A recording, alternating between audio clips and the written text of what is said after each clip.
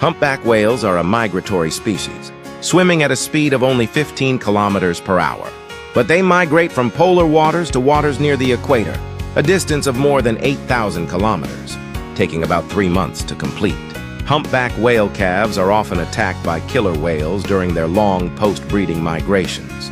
Killer whales are 8 meters long, weigh more than 5 tons, and can swim at speeds of up to 55 kilometers per hour, making them the fastest mammals in the oceans. And they also specialize in group hunting. The 30-ton adult female humpback whale is not afraid of killer whales, but her nursing calf is still too small.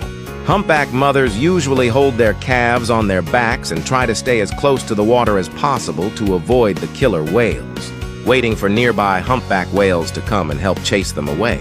In most cases, adult humpback whales from the neighborhood are able to arrive very quickly. The whales work in tandem, with a few